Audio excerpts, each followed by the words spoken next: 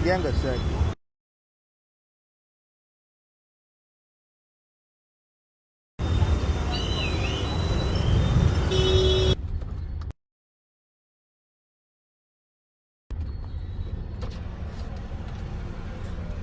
કે ને શું નામ તમારું? હા નામ શું તમારું?